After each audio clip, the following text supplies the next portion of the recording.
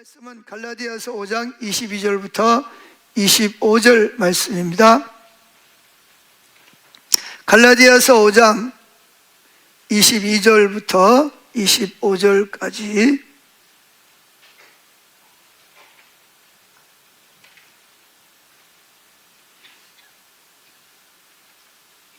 다 찾으셨죠? 네, 같이 한 목소리로 합독하겠습니다. 그러나 성령의 인도를 따르는 삶의 열매는 사랑과 기쁨과 평강과 인내와 친절과 선함과 신실함과 온유와 절제입니다. 이런 것들을 막을 율법은 없습니다. 그리스도 예수께 속한 사람들은 죄 많은 육체와 더불어 육체의 정욕과 욕망을 십자가에 못 박은 자들입니다. 이제 우리가 성령에 의해 살게 되었으니 성령의 인도를 따라 살아갑시다. 아멘. 자, 여기 보면 성령의 열매가 9가지로 나옵니다. 그래서 오늘 제목이 성령의 열매입니다. 근데 이 성령의 열매를 말하기 위해서 24절에 보면 뭘 말하죠? 그리스도 예수께 속한 사람은 죄 많은 뭐를? 육체와 더불어 육체의 정욕과 욕망을 십자가에 못 박은 자들입니다. 그럼 그 육체의 정욕과 욕망이 뭐냐? 그게 바로 19절에 나옵니다. 갈라디아서 5장 19절 같이 읽어보죠. 성경을 읽습니다. 육체의 일은 분명하니 곧 음행과 더러운 것과 호색과 우상숭배와 주술과 원수 맺는 것과 분쟁과 시기와 분냄과 당짓는 것과 분열함과 이단과 투기와 술취함과 방탕함과 또 그와 같은 것들이라. 전에 너에게 경계한 것 같이 경계하는 이런 일을 하는 자들은 뭐라고요? 하나님의 나라를 유업으로 받지 못할 것이. 그러니까 이런 것이 살아있으면 돼야 안 돼요? 이런 걸 어떻게 해야 돼요 그러면? 그래서 24절에 뭐라 했어요? 그리스도 예수께 속한 사람은 죄 많은 육체와 더불어 육체의 정욕과 욕망을 어떻게 해야 된다? 십자가에 못 박은 자들이라는 거예요. 우리가 예수 믿기 전에는 다 이 안에 살았어요. 근데 예수 믿고 새로운 피조물이 된 다음에 이런 거를 뭐 해야 된다? 십자가에 못 박았다는 거예요. 할렐루야. 왜냐하면 우리가 이런 것들을 십자가에 못 박지 않고 그 삶을 산다면 우리는 하나님 나라를 유업으로 받지 못하기 때문에 그런 거예요. 그렇다고 이런 거 뭐 한두 가지 했다 그래서 지옥 간다 그런 말은 아니고, 근데 우리가 만약에 그 삶을 계속 산다, 그게 죄라는 식도 없이 계속 산다면 비록 교회를 아무리 오래 다녀도 그런 사람들 하나님 나라를 유업으로 받지 못합니다. 제 말이 아니고 누구 말이에요? 하나님 말씀이에요. 하나님 말씀은 그렇게 말하고 있어요. 그걸 정신 똑바로 차려야 됩니다. 설레설레 그냥 교회만 왔다 갔다 하고 그냥 뭐 그러면 되는 게 아니에요. 아멘. 자, 그래서 앞에 있는 서론은 그냥 여러분들이 읽어보시라고 신학적으로 제가 그냥 써놓은 거고, 오늘 말씀을 드리려고 하는 것은 이쪽 맨 아래 보면 성령의 9가지 열매에 대해서 살펴보려고 합니다. 이제 우리가 특별 새벽 기도를 했잖아, 그죠? 그러다 보니까 뭐 은사가 나타나기도 하고 또 여러 가지가 나타나기도 하고 그럽니다.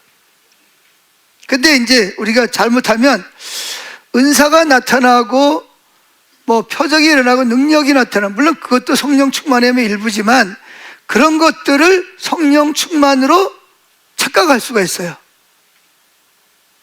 아시겠어요? 근데 성경에 보면 분명히 저와 여러분들이 성령이 충만하다는 증거가 열매를 보고 알 수 있는 거예요. 뭘 보고 알 수 있다고요? 열매를 보면 나타나는 거예요. 근데 뭐 예언도 하고 방언도 하고 뭐 귀신도 쫓아내고 환상도 보고 꿈도 꾸고 하는데 뭐가 없으면, 열매가 없으면 그 문제가 심각한 거예요. 근데 여러분 아세요? 은사라는 거는요, 호기심을 유발할 뿐만 아니라 우리 마음을 빼앗아 갑니다. 금방 빼앗아 갑니다. 근데 거기에 우리 마음을 빼앗기면 잘못하면 큰일 납니다. 왜 그러냐면 이 성령의 열매는 귀신들이나 사탄이 흉내내지 못합니다. 그런데 이 은사는 누구도, 귀신들도 흉내를 냅니다. 그래서 마태복음 24장에 보면 마지막 때 예수님이 재림 때가 되면 적그리스도 또는 뭐예요? 자기가 예수다, 그런 사람들이 이단들이 많이 나타날 뿐만 아니라 뭐예요? 이단들도 뭐 할 것이다? 하늘에서 불이 내려오기도 하고 표적을 일으킨다는, 여러 가지 은사를 흉내낸다는 거예요. 병도 고치고 환상도 보고 예언도 하고.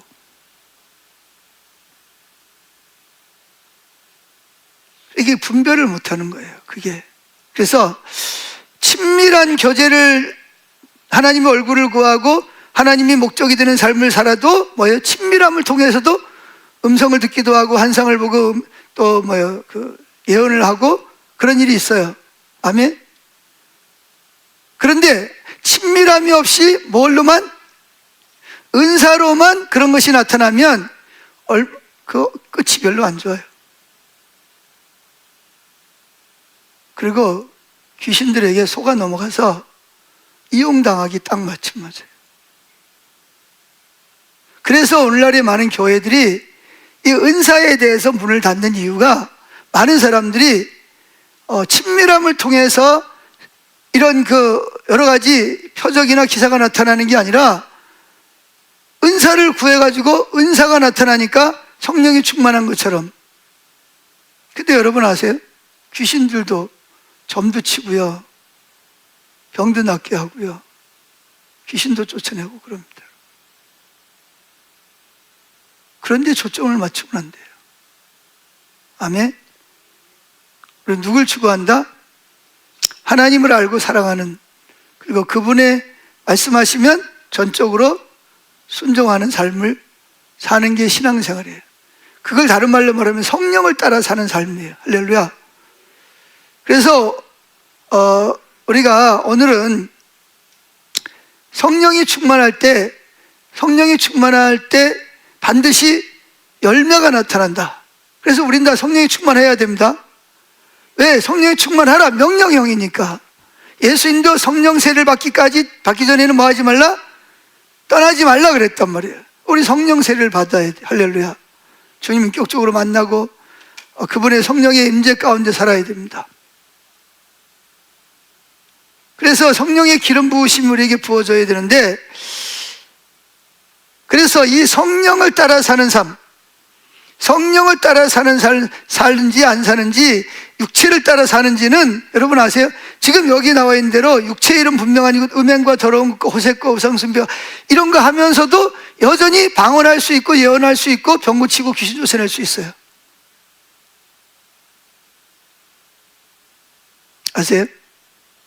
은사는요, 인격을 절대로 변화시키지 못합니다. 즉 은사는 이 성령의 열매를 맺지 못해요. 근데 많은 사람들은 은사가 나타나니까 거기 가서 안수 받으려고 머리 뒤밀고 예언 사역 받고 그런데 그거 주의해야 됩니다, 여러분. 그랬다가 나중에 진짜 귀신 들려가지고, 우리 교회 어디지? 평택에 있는 어떤 여자 집사님, 어디가 머리 뒤밀고 안수 받아가지고 귀신 들어가가지고 사방 다 돌아다녀도 안 된다고.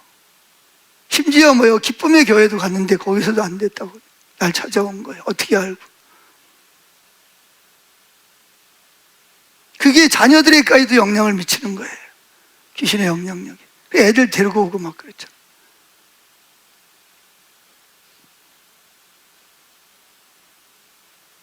그래서 우리가 이 성령에 대해서 이해를 잘해야 됩니다. 올바른 진리의 말씀에 근거해서 이 성령을 따라가야지, 잘못하다 보면 사단에게 속고 귀신에게 놀아나는 꼴이 돼요. 그렇다고 해서 또 성령의 은사를 터부시하면 안 돼요. 아멘.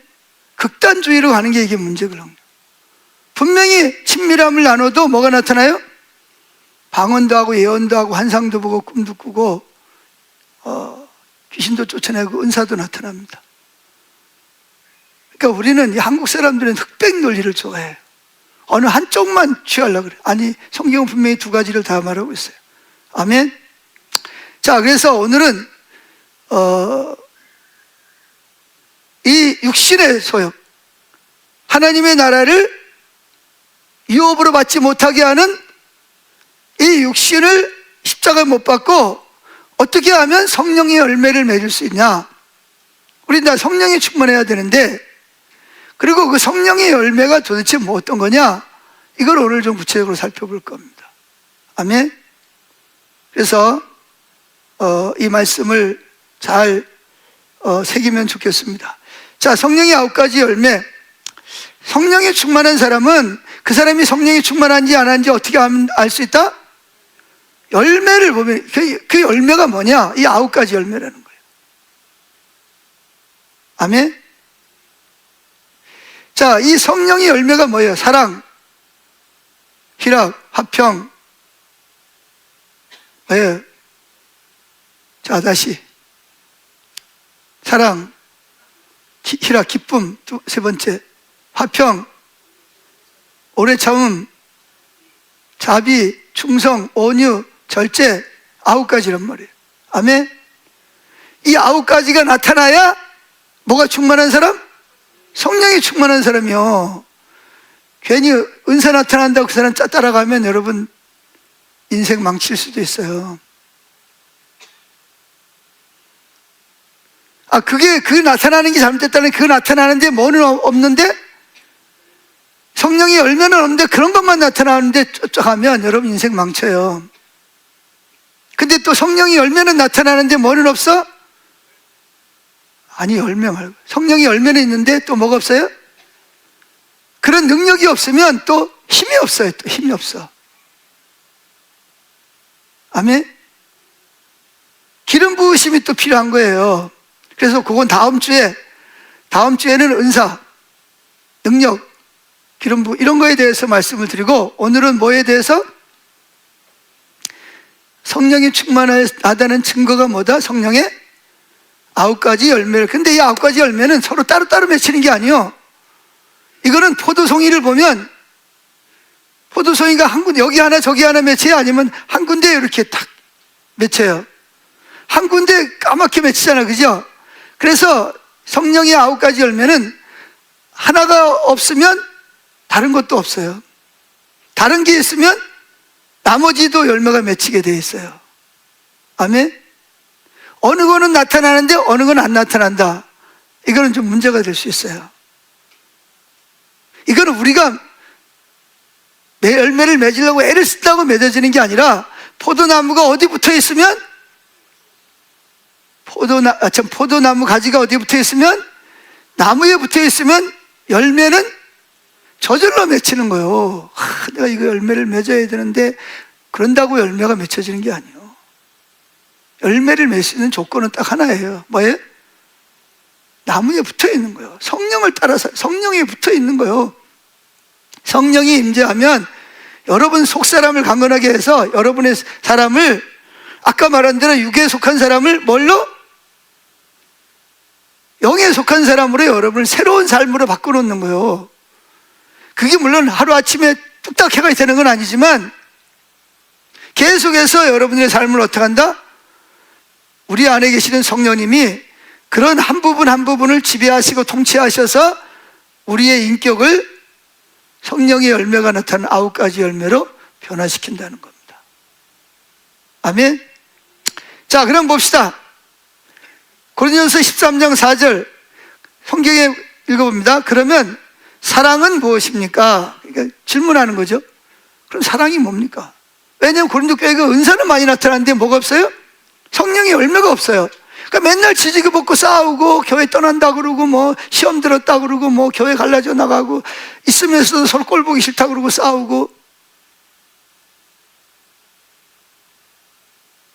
그럼 이 사람들이 구원 못 받은 사람들이요?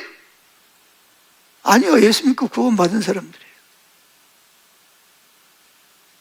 자, 그래서 이제 사도 바울이 13장에서 은사 좋다, 나도 은사를 추구한다, 그러나 뭐가 없이는, 사랑이 없는 은사는 다 쓸모없는 거다, 이런 이야기입니다. 자, 그럼 사랑이 뭐냐? 먼저 질문을 하고 답변을 합니다. 사랑이 무엇입니까? 자, 사랑은 오래 참는 겁니다. 친절해. 여기서부터 걸리는 거예요, 이제. 그때 내가 좀 참았어야 되는데. 여기서부터 걸리는 거예요, 이제.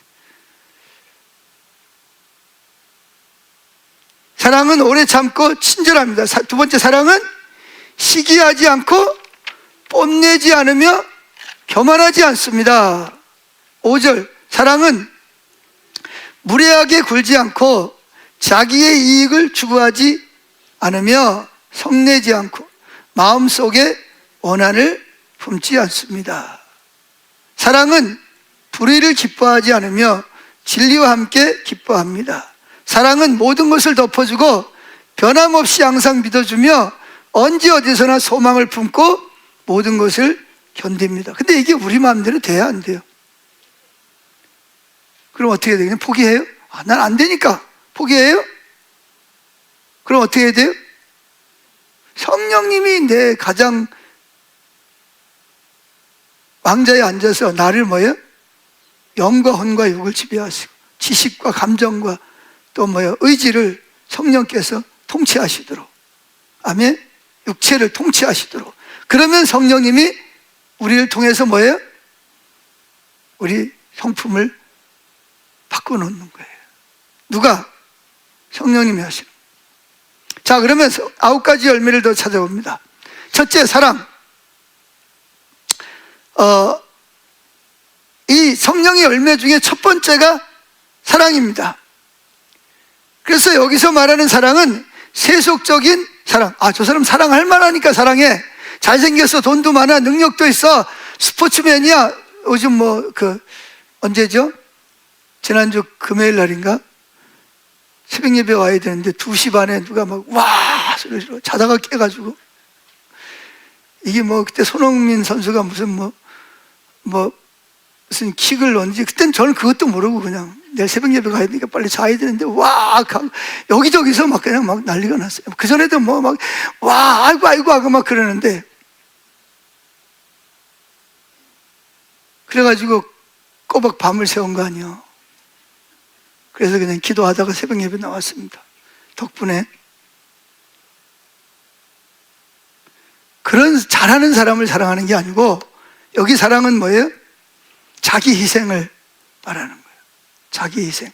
사랑할 수 없는 사람을 사랑하는 거예요. 원수를. 근데 이게 우리 자원으로 돼야 안 돼요. 아니, 오른편 누가 지나가는데 딱 때렸어. 그러면 왼편도 때려주세요. 그럼 뭐라 그랬어요, 세상 사람들이? 쟤 미쳤어, 교회 다니더니 바보같이. 이런 소리 들겠어요, 안 듣겠어요? 안 그러면 너 한 대 때렸어? 넌 2대 맞아, 다다닥. 그러면 또 뭐라 그래요? 또 예수 믿는 게 또 그랬다고 또 난리 나죠. 예수님은 어떻게 했어요? 여기서 말하는 사랑은 하나님이 나를 먼저 사랑하신 거예요. 할렐루야. 내가 원수였을 때도 죄인 되었을 때 사랑하시고, 연약할 때도 나를 사랑하신 그 사랑 때문에 누굴 사랑해? 하나님을 사랑하는 거예요. 그리고 그 하나님을 사랑하기 때문에 누구를? 하나님이 사랑하는 이웃을 내 몸과 같이 사랑하는 것을 말하는 겁니다. 근데 이게 우리 자원은 안 되잖아요. 죽었다 깨어나도 안 됩니다. 심지어는 자기 아내도 남편도 잘 사랑하기 어려운데 어떻게 원수를 사랑하라 그래요? 그 말도 안 되는 소리잖아요. 근데 그걸 누가 실천했어요? 하나님이 먼저 실천하고 예수님을 보내셔서 아무런 죄도 없이 멸시와 천대를 받고 십자가에 매달려 채찍에 맞고 양손과 양발에 달려서 못 박혀 죽었잖아요. 있습니까? 내가 그래서 구원받은 사람이잖아요. 아멘? 그러니까 나도 어떻게 해요? 그렇게 살기로 결단하는 거예요. 근데 안 되니까 뭐예요? 성령님 도와달라고, 나에게 능력을 달라고, 나에게 그런 자원이 없다고. 그러니까 기도할 수밖에 없는 거예요. 그런데 기도도 안 해. 셀라 모르겠다. 되는 대로 살아라. 그건 아니죠. 자, 고린도전서 13장 1절 읽어봅니다. 시작. 내가 사람의 방언과 천사의 언어로, 그러니까 천사와 같은 아름다운 목소리로 방언을 한다 할지라도 내게 사랑이 없으면 나는 단지 울리는 징이나 요란한 꽹가리에 지나지 않습니다. 소리만 시끄럽기만 하다는 거죠. 2절. 내가 예언의 은사를 받아서 모든 비밀들과 모든 지식들을 다 통달할지라도, 야, 이게 얼마나 모든 비밀을 다 알아. 앞으로 미국의 대통령이 누가 될지, 우리나라 국회의원 선거는 주식이 어떻게 될지, 야, 그럼 돈 그냥 돈박스에 그냥 앉는 건데, 그냥. 예? 그럴지라도 또 뭐예요? 또 산을 옮길 만한 큰 믿음을 지녔다 할지라도 내게 사랑이 없다면 나는 아무것도 아닙니다. 아무것도 아니래. 사랑이 없으면. 그만큼 뭐가 필요하다는 거예요? 사랑이 필요해. 은사는 뭘 따라? 사랑의 길을 따라서 은사를 행해야 되는 줄로 믿습니다. 자, 10번입니다. 고린도전서 13장 8절이면 사랑은 결코 없어지지. 자, 믿음, 소망, 사랑. 천국까지 가져가는 것은 뭘까요? 그렇죠. 믿음과 소망은 세상에 있을 때만 필요하고 천국에 가면 믿음, 소망은 없어도 돼. 근데 뭐는 있어? 사랑은 있는 거예요. 할렐루야. 그래서 자, 그 다음에 또 뭐죠? 13장 8절. 사랑은 결코 없어지지 않지만 예언도 사라지고 방언도 그치고 지식도 없어집니다. 이렇게 말합니다. 골로새서 3장 14절. 그리고 무엇보다 모든 것들 위해 사랑을 더하십시오. 사랑이야말로 모두를 온전히 하나로 묶어주는 띠입니다. 그렇습니다. 이게 성령의 열매 가운데 첫 번째가 사랑입니다. 할렐루야. 자, 두 번째가 뭘까요? 희락은 뭐예요? 기쁨입니다. 기쁨, 즐거움. 성령이 충만한 사람은 마음에 뭐가 넘치는지 아세요? 기쁨이 넘쳐요. 즐거워요. 근데 여기서 말하는 성령의 열매로서의 희락은 환경이 좋아서, 뭐 내가 이번에 회사에서 진급을 해서 내가 무슨 1000명 중에서 2등을 해서 그래서 즐거운 게 아니에요. 이거는 당연히 그래도 즐겁지만 여기서 말하는 희락은 환경 때문에 즐거워하는 게 아니에요. 내가 원하는 일이 이루어졌다고 해서 즐거워하는 게 아니에요. 그럼 뭐 하는 거예요? 환경과 내가 원하는 것이 이루어졌냐 안 이루어지냐, 내가 대접을 받냐 못 받냐 이런 거 상관없이 즐거운 거예요. 할렐루야. 사람은 그러잖아요. 반가운 사람 만나면 즐거워요, 안 즐거워요? 반갑다고, 차 마시자고, 정심 싸자고 즐거워. 내가 좋아하는 이성을 만나면 즐거워요. 같이 있고 싶죠, 그죠? 아무리 먼 길도 사랑하는 사람과 같이 가면 금방 가는 것처럼 느껴지잖아요. 즐거워요.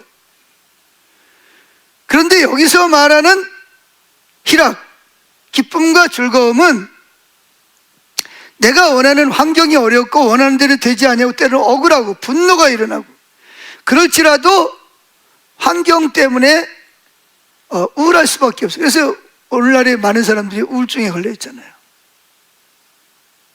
교회 안에도 우울증 걸린 사람이 얼마나 많아요. 목사님들 중에서도 우울증 걸린 사람이 너무 많아요. 왜 그러죠? 자기가 원하는 대로 안 되니까, 환경이 어려우니까. 그러니까 우울증 걸리는 거예요. 또 어때 너무 참아. 우리 그 노예에서 어떤 노예장 목사님 그러더라고요. 자기는 주일날 오후 예배 마치면 차 몰고 경포대로 간대. 강릉 경포대 가가지고 왜 가냐 그랬더니 죽으러 가냐 그랬더니 그게 아니고 바닷속에 들어가서 그냥 옷 벗어놓고 팬티만 입고 물속에 들어가서 그놈 좀 어떻게 해주세요 좀. 그 인간이 죽든지 내가 죽든지 이사를 가든지 얼마나 뭐예요? 스트레스를 받고 힘들었으면 목사가 할 일 많은데 경포대 바다에 들어가가지고 막 혼자 소리 지르고 막 울고불고 막 난리를 친다는 거예요. 안 그러면 자기가 뭐 할 것 같아? 우울증 걸려서 죽을 것 같아요. 안 그러면. 자, 그런데 이게 오늘날 현실입니다. 예수 믿는 사람도 많이 자살하잖아요. 왜 그래요? 우울증에 걸려서 그래요.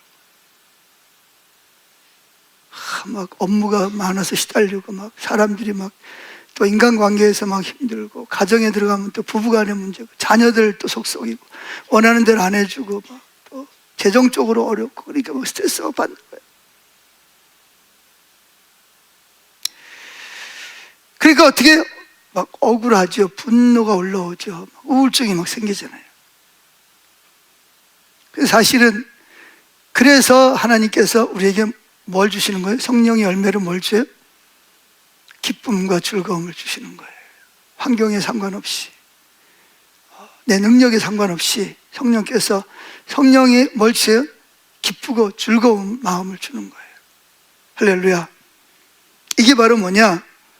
이게 바로 주님 때문에 즐거워하는 거예요. 따라합시다. 주님 때문에 즐거워하고 기뻐하는 것이다. 여기 혹시 여기도 우울증 걸린 분이 있을 수 있어요. 말을 안 해서 그렇지. 본인이 우울증 걸렸는데 우울증 걸린지 모르는 사람도 있고, 본인이 우울증 걸린 걸 아는 사람이 있을 수도 있어요. 근데 여러분, 신세 한탄하지 말고 누굴 추구하세요? 성령님을 추구하세요. 나 죽을 것 같다고. 그 목사님처럼, 노회장 목사님처럼 참으면은요 병 생겨요. 참으면 막 올라옵니다. 막. 그리고 제일 암이 많이 걸리는 원인이 뭐예요? 스트레스 때문이죠. 스트레스. 그러면 안 돼요. 그러니까 그 옛날에 벌거숭이 임금님 그 이야기 알죠? 숲에 가가지고 임금님 그거 말하면 죽는다 그래가지고 말도 못하고, 말은 해야 되겠는데 막 속이 막 답답하고, 그래가지고 임금님기는 당나귀 그랬다 그러죠. 그렇듯이 내가 보기에는 그 정경 노회장 목사님이 잘한 거예요. 안 그러면 본인 우울증 걸려서 죽어요. 화병 생겨가지고. 밖에서 소리 지르면 다 들으니까 어디 들어가서 밤에 물속에 들어가가지고 암흑의 그 막 하면서 막 끊는 그 암흑의 장로 그 뭐 얼마나 못살게 굴었으면. 근데 그냥 있으면 죽을 것 같아. 그가지고 막 그냥 하나님께 막, 그러니까 누구한테 쏟아나요? 하나님 앞에 쏟아나요. 다윗도 그랬잖아요. 주님 그 이빨을 부러뜨려 주세요. 그냥. 뺨을 치세요. 막. 왜? 너무 힘들고 속상하니까. 그냥 있으면 자기 우울증 걸고. 그러니까 누구? 그렇다고 또 큰 소리를 하면 안 돼. 또 다른 사람 들으면 왜 그러나, 미쳤나, 뭐 왜 그러나, 그러니까. 바닷속에 가서 들어가든지, 골방에 들어가서 하든지, 이불 뒤집어 쓰고 하든지. 하나님은 여러분들이 힘들고 어려운 거 알아요? 몰라요? 욕 안 해도 다 알아요. 속에서 욕 나오는 거. 그냥 주님 앞에 해요. 그냥 나 이렇다고, 못 살겠다고. 자, 보세요. D번 시편 31편 7절을 봅시다. 정녕 주께서는 나의 고통을 살피시고 내 영혼의 아픔을 아셨기에 이 몸은 한결같이 주의 사랑으로 기쁨과 즐거움이 넘칩니다. 주님이 다 아신다는 거예요. 내 아픔을. 아멘. 그래서 누구 때문에 즐거워한다? 내가 아프고 힘든 중에도 주님 때문에, 주님을 바라보고 성령을 구했더니 성령이 오셔서 그 마음에 기쁨과 즐거움을 줬다는 거예요. 자, 마태복음 5장 11절 시작.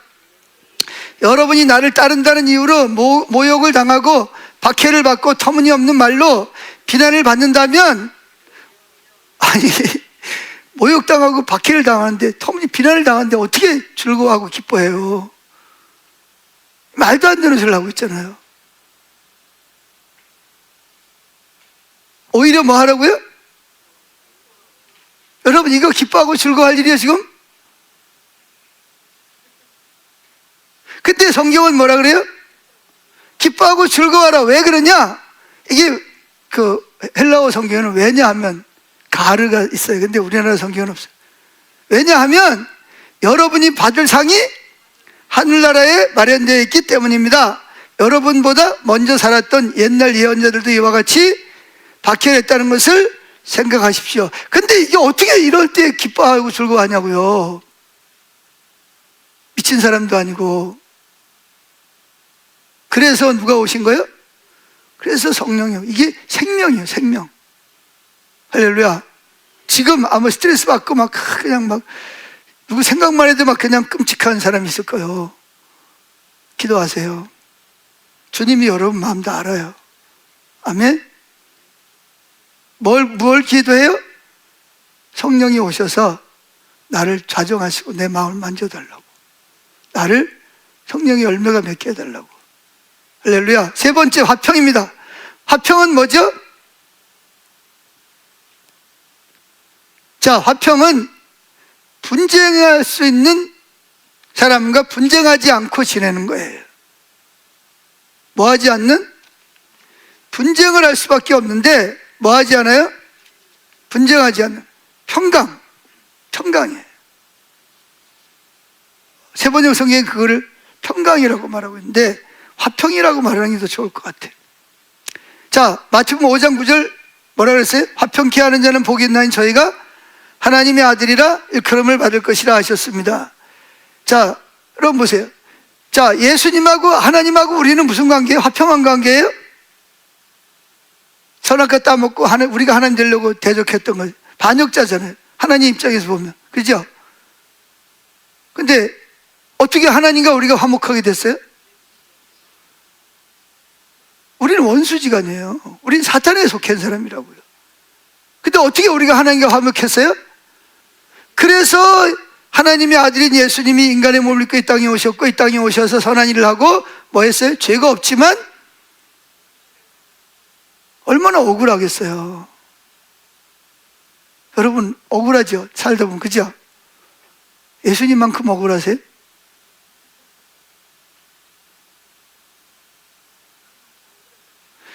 예수님만큼 억울한 사람 아무도 없어요.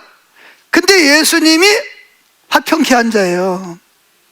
자기를 희생해서 자기 생명, 살과 피를 나누어 줌으로 하나님과 우리를 화목케 했어요. 화평케 했다고요. 이게 우리 예수 믿는 사람들의 사명이에요. 아멘? 근데 누구하고도 화평하지 못해? 부부지간에도 화평이 안 되네. 무슨 남하고 화평을 해, 화평하기는. 이게 우리 모습이에요. 이게 원래 우리 모습이라고요. 그런데 성령이 오시면 어떻게 돼요? 상대방의 그럴지라도 뭐예요? 화평하는 거예요. 그러기 위해서 내가 더 잘해주고 내가 더 희생하고 아멘? 은혜를 구하는 거죠. 그렇다고 죄 짓는 일에 동조하라는 말은 아니에요. 그건 나도 죽고 상대방도 죽는 거지. 그건 싸워야지. 그걸 말하는 게 아니고 상대방이 몰라서 또는 연약해서 그럼 내가 어떻게 희생하는 거예요. 예수님처럼. 화평케 하는 자가 복이 있나니 하나님의 아들이라 일컬음을 받을 거예요. 그러려면 뭐 해야 돼? 자기를 내려놔야 돼요. 자기 자존심, 자기 직위, 자기 명예, 자기 재물 다 챙기고 화평하지 못해요.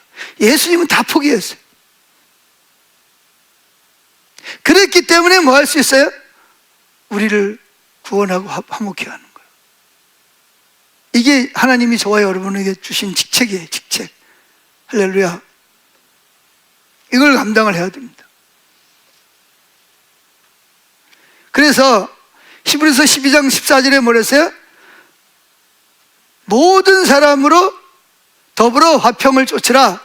모든 사람, 원수, 나를 싫어하는 사람, 좋아하는 사람 상관없이 화평하게. 할렐루야. 그게 뭐냐? 전도예요. 전도. 전도입니다. 제가 어제 새벽에 새벽 예배 마치고 잠도 못 잤어요. 교회 왔다 갔는데 근데 운동을 잘 못했어. 그래서 운동 좀 해야 돼. 그래 옆에 가가지고 운동하다 보니까 89세 먹은 노인이 띠뚱띠뚱하면서 걸어가더라고. 그래서 내가 전에도 전도하다가 혼났거든. 그분이 하느니 우리 집에 목사가 셋이요, 셋. 조카들이 목사, 누구도 목사, 이래. 나한테 교회 다니라는 말 하려면 나한테 말하지 마라, 이러는 사람. 근데 어떻게 말을 안 해요? 얼마 있으면 어디 갈 건데? 지옥 갈 건데. 뻔히 보면서 어떻게 목사가 이야기를 안 하냐. 그래서 어르신, 예수 믿어야 됐더니, 나 귀 어두워. 귀 어두운데 어떻게 내 말은 듣는 거예요? 그래서 제가 귀에다 대고, 예수 믿으시고 천국 가셔야 돼요. 그랬더니, 또 그 소리 해? 목사님, 그럼 나 얼굴 안 볼 거요. 내 얼굴 안 보는 건 괜찮은데 예수 믿어야 돼요. 그랬더니 난 착한 사람이요. 나 얼마 전에 여기서 목사님 전도하는 목사님 때 10,000원 헌금했어. 예수 믿어야 천국 가요. 그랬더니 화가 나가지고 그냥 가는 거예요. 제일 우리가 화평케 하는 게 뭐냐? 전도해야 됩니다. 전도해야 돼. 아멘? 자녀들 예수 믿게 해야 돼. 부모님들 예수 믿게 해야 돼. 주님은 저와 여러분을 예수 믿게 하기 위해서 그분이 모든 걸 다 재산이고 모든 걸 젊음이고 다 바쳤단 말이에요. 근데 우리는 왜 안 하는 거예요? 내 자식이고 내 남편이고 내 아내고 내 가족인데 왜 안 하냔 말이에요. 성령이 충만하면 하게 돼 있어요. 하시기를 축복합니다. 자, 그래서 거기 봅시다. 마태복음 5장 23절 24절 시작. 예물을 제단에 들여다가 형제에게 원망 들을 만한 일이 있는 줄 생각나면 예물을 제단 앞에 두고 먼저 가서 형제와 화목하고 그 후에 와서 예물을 드리라. 예배 드리기 전에 형제와 화목하지 못한 게 있으면 뭐하라? 그거 제단 앞에 두고 가서 화목하고 와서 예배 드리란 말이에요. 그만큼 뭐가 중요하다? 화평이 중요하단 말이에요. 할렐루야. 그 다음에 오래 참지 못해가지고 발끈해가지고 화를 내가지고 인생 후회하는 사람들은 얼마나 많습니까? 그때 내가 참아야 되는데. 제가 예수님 만나기 전에 제 이름이 별명이 형사입니다. 형사. 저도 몇 째래봐? 학교 가면 맨날 싸우고 어른들도 그냥 경우에 안 맞으면 대들고 우리 어머니가 저보고 제가 귀가 따갑도록 많이 들은 이야기가 무슨 이야기 같아요? 영식아, 참을인자 셋이면 살인도 면한다. 제발 참아라. 제가 귀가 따갑도록 우리 어머니한테 들은 이야기가 예수 믿으라는 얘기가 아니라 참을인자 3개면 살인도 면한다. 근데 이게 참는 게 됩니까? 속에서 올라오는데 눈에 뵈는 게 없는데 그냥 TV고 들여부셔놓고 나중에 그게 아까워가지고 이걸 내가 또 왜 그래가지고 교도소 간 사람 중에서 대부분이 그런 사람들 많잖아요. 그때 한 번만 참았으면 괜찮은데 그 욱하는 성질을 못 참는 거예요.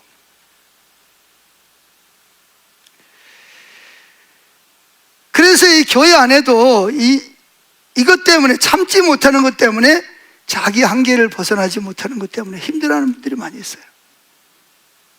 그 사람 나쁜 건 아니야.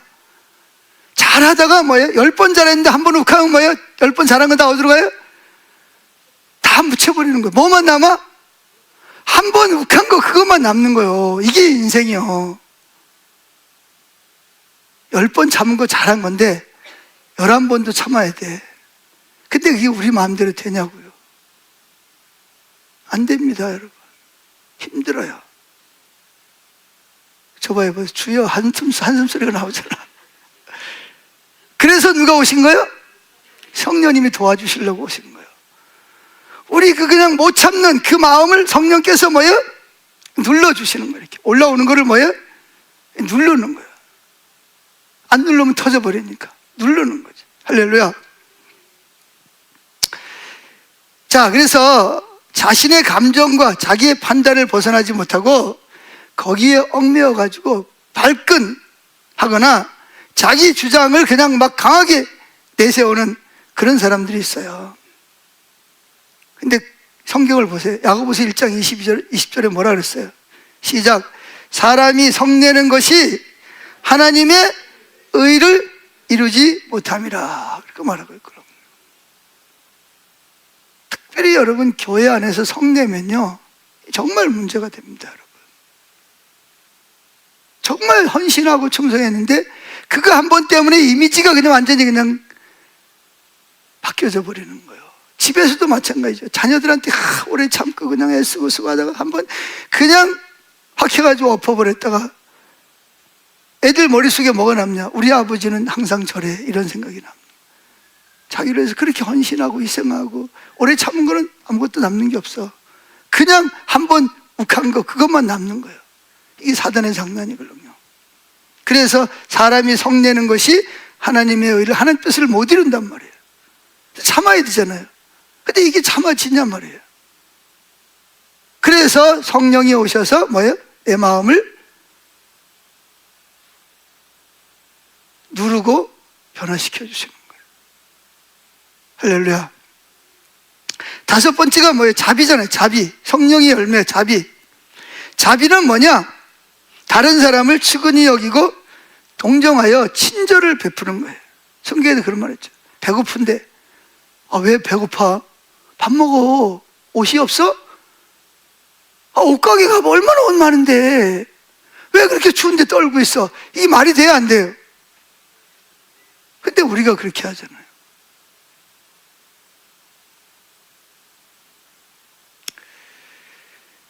그래서 이 자비가 필요해. 그래서 제가 아까 찬양을 부르는데도 정말 하나님이 나에 대해서 정말 오래 참고 기다리셨다. 하나님이 만약에 참다 말고 자비를 딱 끌어버리면 우리는 어떻게 돼요? 바로 그냥 망하는 거예요. 그냥 완전히 마귀 새끼 돼가지고 지옥에 가 떨어지는 거지. 근데 하나님의 자비는 끝없이 없어. 아까 찬양했잖아요. 하나님의 자비는 뭐예요?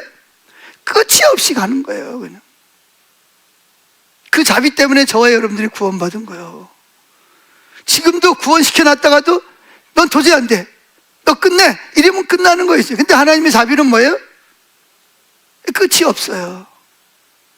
그런 자비를 받은 우리도 어떻게 해요? 자비를 베풀어야지.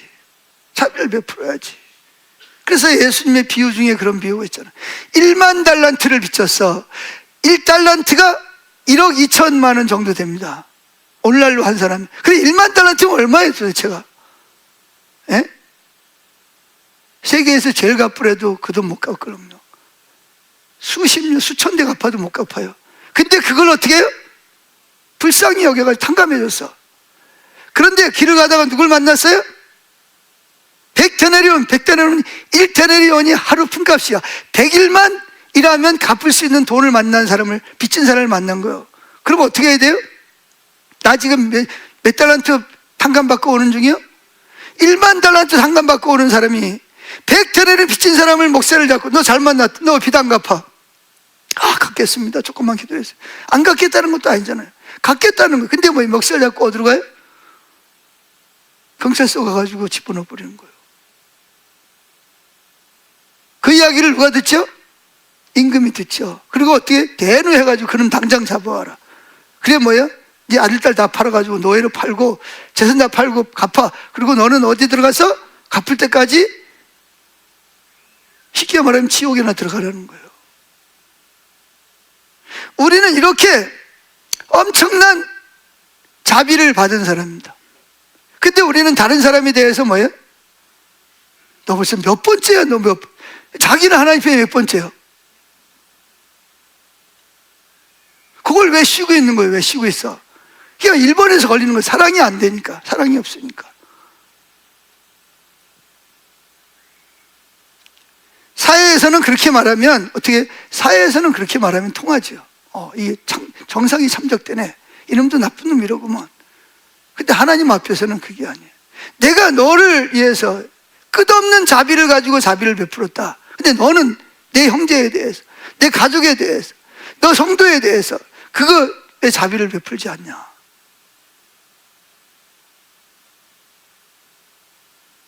근데 오늘날 교회가 이런 걸 추구하지 않아요. 이런 건 추구하지 않고, 성령의 열매는 추구하지 않고, 그냥 어떻게 가지고 그냥 잘 되고, 뭐, 진급하고, 뭐, 그냥, 그것도 좋은 거예요. 하나님 주시는 거니까. 그런 데만 초점을 맞추는 거예요. 목사는 막 교회 성장해가지고 막 자기 이름 나타내고 막. 근데 그렇게 되면 문제가 뭐냐면, 재물에 욕심이 있어가지고 돈 문제만 생기면 툭 쓰러져 버려요. 탐심이 생겨. 그냥 막 세계를 다니면서 막 방방 뜨고 막 TV에 막 나오고 그러던 목사들도 뭐예요? 여자 문제 걸려가지고 그냥 언제 사라졌는지 모르게 사라져버려. 예?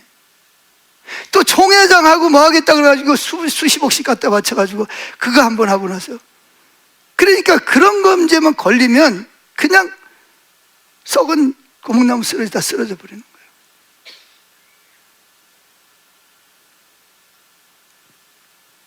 반면에 저는 참 국경 없는 그 의사의 사람들을 보면 참 대단하다고 생각합니다. 의대대로 들어가지고 의사 되는 게 얼마나 힘듭니까? 그렇잖아요.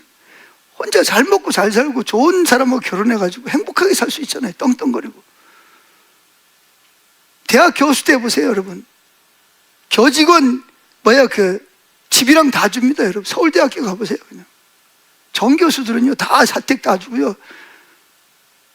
은퇴할 때까지 그 집에서 돈 하나 안 내고 그냥 떵떵거리고 사는 거예요. 국가에서 다 돈 대주고.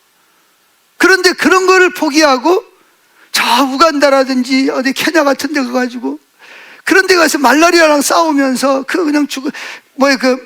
동성애, 태어나면서부터 동성애를 태어났죠. 걔들 그냥 주사 놔주고 가고 그런데 쫓아다니면서 자기가 받은 사랑을 나누어 주려고 그렇게 하는 거예요. 정말 저는 그분들 정말 존경합니다.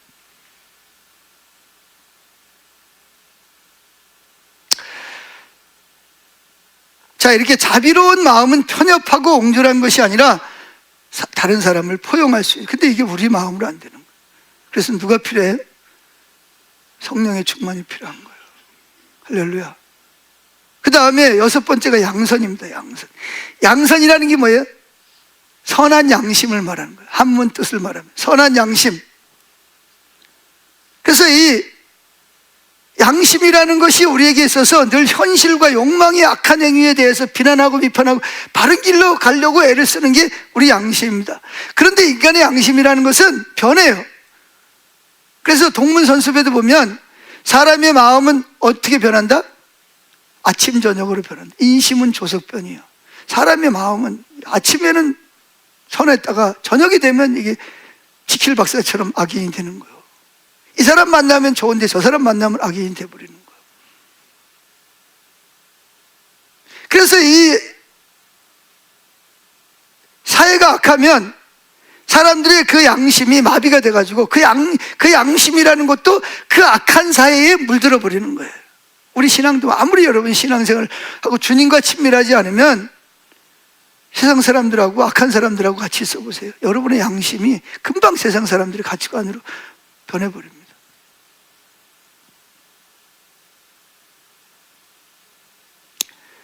오직 예수 그리스도의 성령에 의해서 새롭게 지음받은 새 사람, 즉 성령에 의해서 새롭게 변화된 신앙 양심을 따라 살아가야 될 줄로 믿습니다. 아멘. 그래서 이 선한 양심은 이해관계, 내가 이렇게 하면 저 사람이 나한테 어떻게 해주겠지, 내가 이렇게 하면 내가 사람들에게 인기를 얻겠지, 그런 이해관계가 아니라 보상을 얻으려고 하는 게 아니라 순수한 마음에서 선을 행하는, 이걸 양선이라고 그러지. 양선. 이게 성령의 열매예요. 여러분 지금까지 말한 이런 열매만 가지고도 여러분들이 가정에서, 여러분 직장에서, 사회에서, 사업장에서 이렇게 살면 어떻게 될까요? 어떻게 될 것 같아요? 세상이 뒤집어집니다. 가정이 뒤집어집니다.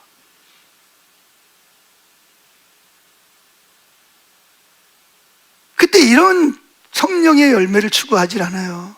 은사는 추구하고 능력은 추구하고 자기 이익을 추구하면서도 정작 그러다 보니까 나도 모르는 사이에 뭐예요? 하나님의 나라 유업을 받지 못하는 사람이 돼버릴 수도 있다는 거예요. 내 양심이 마비가 되면서 처음엔 이러면 안 되는데 그러다가 나중에는 뭐예요? 그게 마비가 돼버리는 거예요.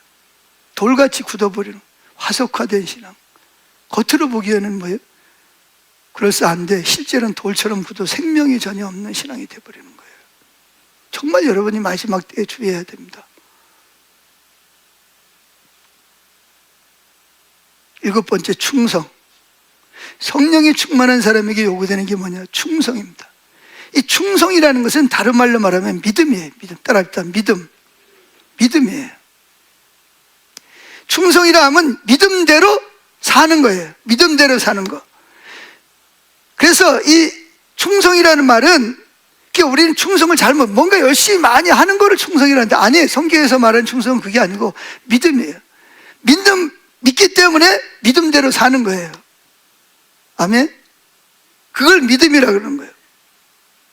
예를 들면 아브라함이 백살에 난 아들을 모리아산에 바치라 그럴 때 무슨 배짱으로 바치는 거예요? 배짱이요? 믿음이요? 그건 무슨 믿음이에요? 그게 충성이라는 거예요. 충성. 충성이라는 게 뭐냐? 하나님은 신실한 분이에요. 아멘? 하나님은 왜 신실하냐? 하나님이 아브라함에게 태어나기 전부터 그래서 내가 이번에 태어날 이삭을 통해서 내 씨가 누구처럼? 바닷가의 모래처럼 하늘의 별처럼 많아지게 되리라 말씀했죠. 그럼 아브라함은 뭘 믿었어요? 이삭을 통해서 그렇게 될 것을 믿었어요. 그럼 믿었으면 어떻게 해야 돼요? 하나님도 이삭 모리아산에 갔다 죽여서 맞죠? 그래도 어떻게 해야 돼요? 바쳐요? 못 바쳐요? 아니, 바쳐요? 못 바쳐요? 못 바치는 이유는 왜 못 바치는 거예요? 하나님 안 믿으니까. 하나님 뭐라고 약속했어요? 이삭을 통해서 바닷가의 모래알처럼 하늘의 별처럼 믿음의 후손이 많아질 거야. 그럼 누가 살아있어야 돼요? 그럼 이삭이 죽으면 어떻게 돼요? 그럼 하나님 말씀하신 것은, 그러니까 하나님은 내가 이삭을 바쳐서 태워서 제가 되더라도 제 가운데서라도 뭐 할 것을? 살려서 이삭을 통해서 그 말씀하신 내용이 이루어질 것을 믿었단 말이에요. 아멘? 이걸 충성이라고 그래요. 그래서 삶으로 이삭을 바친 거예요. 여러분, 사람들 앞에서 말은 잘해요. 약속을 했어. 그리고 약속 하나도 안 지켜. 그건 뭐냐? 그건 충성하지 않는 사람이에요. 충성하지 않는 사람을, 그런 사람은 절대로 충성한 사람이 아니에요. 충성이라는 것은 하나님이 신실하기 때문에 신실한 하나님을 믿는 나도 뭐 해야 돼요? 신실해야 돼요. 신실하다는 말은 뭐냐? 하나님을 믿기 때문에 믿음대로 행하는 거예요. 그걸 충성이라 그러는 거예요. 근데 오늘날 교회는 충성을 뭐라 그러냐? 많이 헌금 많이 하세요. 봉사 많이 하세요. 뭐 많이 하세요. 목사님 잘 모시세요. 뭐 이런 걸 충성이라고 생각해요.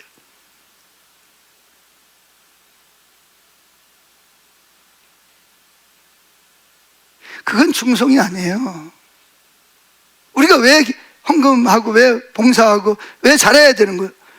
주님을 사랑하고 주님을 믿기 때문에, 주님이 그렇게 하기를 걸 기뻐하기 때문에 그렇게 해야지. 내가 장로기 때문에, 안수집사님 권사기 때문에 그렇게 하는 게 아니라, 하나님은 신실한 분이니까 나도 신실해야 되는 거예요. 그게 충성이라는 거라고요. 근데 왜 이걸 엉뚱하게 해석을 하냐 말이에요, 교회가. 자기 야망 때문에. 한번 말한 것은 그대로 지켜야지. 여러분, 기드온을 보세요. 기드온이 뭐예요? 미디안 군대가 이스라엘을 괴롭힐 때 하나님이 기드온을 통해서 뭐 하겠다? 미디안을 물리치고 너희를, 이스라엘을 구원하겠다. 그랬더니 하나님 정말 그렇다면, 만약에 내가 미디안 군대를 이기고 이스라엘 백성을 건지고 돌아온다면, 하나님 만약에 그렇게 해주신다면, 내가 우리 집에 왔을 때 나를 제일 먼저 나와서 맞이해 주는 사람을 뭐 하겠다? 제물로 드리겠다 그런 거예요. 그때는 누가 제일 먼저 나왔어요? 종이 제일 먼저 나오거든요, 원래가. 그러니까 종이 나오면 종을 드릴 생각을 한 거예요. 이거 기도원도 잘못된 거지. 그런데 막상 집에 왔더니 그 소식을 듣고 그때 딸들은 시집까지 하는 때는 함부로 막 밖에 안 나오거든요.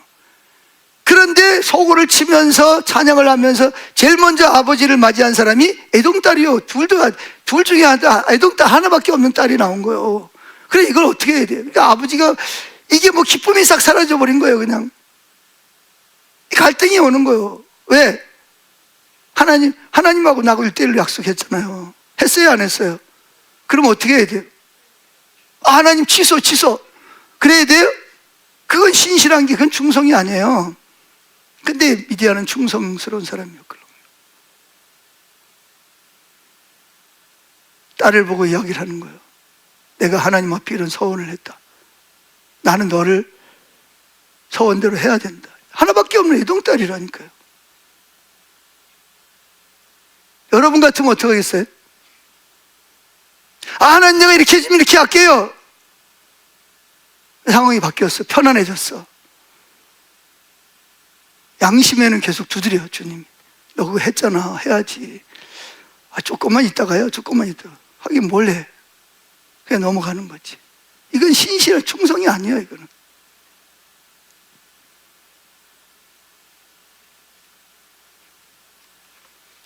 충성. 8번째, 온유. 온유한 사람은 뭐예요? 마음이 따뜻하고 부드러운 사람을 말해요. 뭐한 사람? 마음이 따뜻하고 부드러운 사람을 말해요. 이 사람은 뭐 할 것이다? 온유한 자는 복이 있나니 저희가 땅을 기업으로 받을 것이며 그랬습니다. 그런데 요즘 세상이 온유하면 바보 취급받는 거예요. 회사에서도 그냥 가서 비비고 뇌물 주고 잘난 척하고 다른 사람 잘못하면 고발하고 그래야 내가 올라가는 거잖아요. 그게 오늘날 사회잖아요.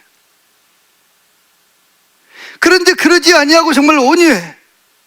다 양보해. 네 어려우니까 네가 이번에 먼저 해. 그러다 보니까 만년과장이야. 집에서는 아무개 아빠는 들어간 지 얼마 안 됐는데 벌써 부장된데 당신은 이 괴로운 거죠. 그러면서 뭐예요? 요즘같이 생존 경쟁 시대에 그래가지고 되겠냐고. 빼앗아야지. 양보는커녕 빼앗아 와야지. 싸워야지. 이게 오늘날 현실이거든요. 교회 안에서도 그렇거든요. 그런 사람이 잘하는 것처럼, 신앙생활 잘하는 것처럼 그렇게 하는 거예요. 그러니까 이게 교회에 보이지 않는 벽이 다 무너져요. 세상에 있는 가치관이 교회 안에 그대로 들어와 있는 거예요. 그리고 이제는 교회 안에 있는 악한 것들이 밖에 나가서 악한 영향을 세상에다가 영향을 끼치는 거예요. 이게 무슨 교회냐고요, 이게.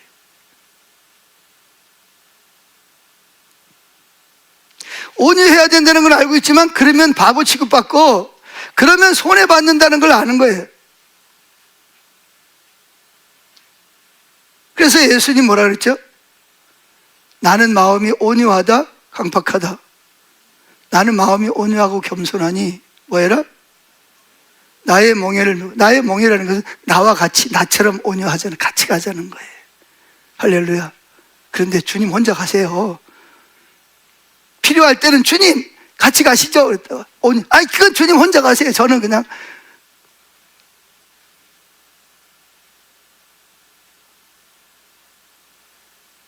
그러니까 마음에 쉼이 없는 거예요.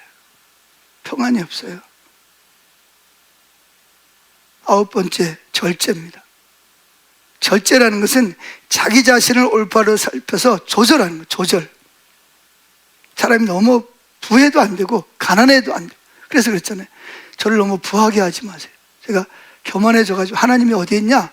돈의 노예가 돼가지고 그럴까 두렵습니다. 또 너무 가난하기도, 또 가난해서 또 도둑질하고 가난해서 예배도 못 드리면 안 되니까 저를 가난하게도 마옵시고 부하게도 마옵시고 그런 거예요. 그러니까 부해도 잘 조절을 해야 되고 가난해도 절제를 할 수 있는 사람이 돼야 되는 거예요. 할렐루야. 거기에 알맞는 이 절제가 필요한 거예요. 그래서 올바른 신앙과 건전한 생활 습성과 훌륭한 인격을 갖춰야 하는데, 근데 이게 절제라는 게 쉽지 않은 거예요. 그래서 절제란 외적인 힘이나 타율에 의해서 이루어지는 것이 아니라 자기 스스로 이루어져야 되는데, 세상에서 가장 힘든 싸움이 누구와 하는 거예요? 자기와의 싸움이라는 거죠. 자기를 조절해야 되는데 이 조절이 잘 안 되는 거예요. 적당히 하나님 뜻에 맞춰서 이 자기를 부인하는 게 이 절제가 필요하단 말이에요. 충성하는 것도 절제가 필요하고, 그래서 앞에 있는 모든 것이 다 있어도 모든 것은 절제해야 되는 거예요. 절제. 너무 부족하면 유혹을 받고, 또 너무 또 많고 넘치면 나도 모르게 교만해지고, 그런 상태에서 자기를 조절, 절제해야 되는 거죠. 내가 막 높아져. 높이려고 했는데 막 높아져. 그래도 뭐예요? 그 가운데서 겸손을 유지하고, 내가 막 정말 내가 어떻게 해야 돼. 그런데도 뭐예요? 자신을 조절할 줄 아는. 근데 이게 우리 자원으로는 불가능하다는 거예요. 그래서 누가 오셨어요? 성령이 오셨어요. 아멘. 그래서 우리 힘으로 안 되는 거예요. 우리는 이 성령의 열매가 저와 여러분의 삶에 맺히고 있는가 한번 자신을 돌아보세요. 내 삶에, 내가 직분이 뭐든 상관없이 내 삶에 정말 이런 성령의 열매가 나타나고 있는가? 아니면 이런 거는 제쳐놓고 다른 사람에게 인정받고 드러나고 잘 보이고 이런 거에 내가 내 삶을 초점을 맞추고 있는 건 아닌가 살펴봐야 됩니다. 근데 이게 우리 자원으로는 안 되거든요. 그래서 이게 하루아침에 되는 게 아니라 조금씩 나를 내려놓고 나를 피우고 성령을 따라가고 성령의 음성을 듣고, 또 실패하면 또 회개하고 또 넘어져서 또 일어나서 또 가고 이거를 뭐래요? 생명이라고 그러는 거예요. 생명이라고 그러는 것입니다. 이것이 성령 세례를 받으면 뭘 준다? 권능을 받기. 권능 중에 하나가 이게 이 9가지 열매예요. 이게 내적인 열매고, 이 다음 주에는 뭘 나타낸다? 친밀함을 통해서 뭐가 나타난다? 외적인 열매가 또 맺히는 거예요. 이 두 가지가 다 필요해요. 어느 하나만 주장하면 안 돼요. 이 성경이에요.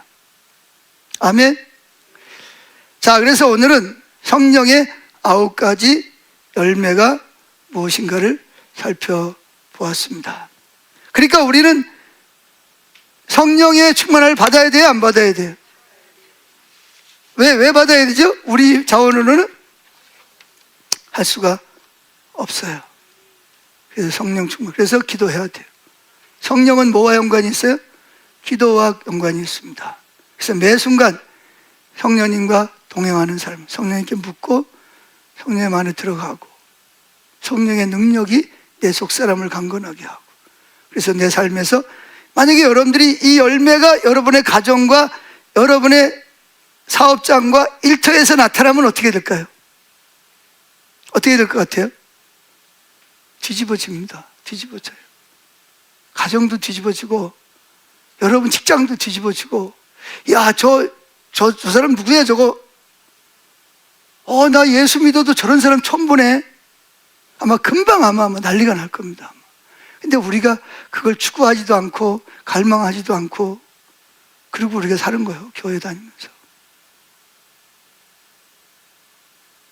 그러니까 안 믿는 사람들은 우리가 성령의 열매를 맺기를 원하는데 자기들하고 똑같으니까 실망하고 속상하고, 그러니까 교회를 배척하는 거예요. 예수는 좋은데 교회는 싫어.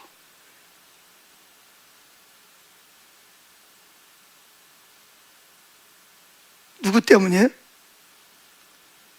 첫째는 목사들 때문이고, 목사들이 자기 욕심 때문에 이런 걸 안 가르치는 거예요. 둘째는 누구예요? 성경에 나와 있는데도 불구하고 성도들이 읽어도 그렇게 구하지도 않고 살지도 않은 여러분 잘못이고, 첫째는 제가 회개해야 되고 둘째는 여러분들이 회개해야 됩니다. 그리고 감사해요. 못난 목사 섬기느라고 오래 참아줘서 감사합니다. 기도하겠습니다.